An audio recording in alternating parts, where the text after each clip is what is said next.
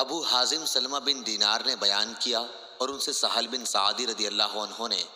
کہ رسول کریم صلی اللہ علیہ وسلم نے فرمایا، جنت کا ایک دروازہ ہے جسے ریان کہتے ہیں، قیامت کے دن اس دروازے سے صرف روزے دار ہی جنت میں داخل ہوں گے، ان کے سوا اور کوئی اس میں سے نہیں داخل ہوگا۔ پکارا جائے گا کہ روزے دار کہاں ہیں؟ وہ کھڑے ہو جائیں گے، ان کے سوا اس سے اور کوئی نہیں اندر جانے پائے گا، اور جب یہ لوگ اندر چلے جائیں گے تو یہ دروازہ بند کر دیا جائے گا، پھر اس سے کوئی اندر نہ جا سکے گا۔ صحیح بخاری حدیث نمبر 1896۔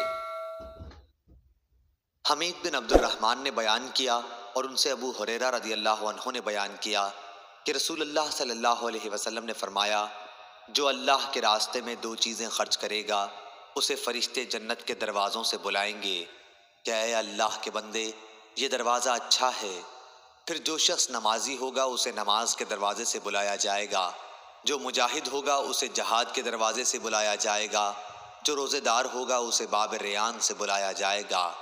اور جو زکوٰۃ ادا کرنے والا ہوگا اسے زکوٰۃ کے دروازے سے بلایا جائے گا۔ اس پر ابو بکر رضی اللہ عنہ نے پوچھا، میرے ماں باپ آپ صلی اللہ علیہ وسلم پر فدا ہوں، یا رسول اللہ صلی اللہ علیہ وسلم، جو لوگ ان دروازوں میں سے کسی ایک دروازے سے بلائے جائیں گے مجھے ان سے بحث نہیں،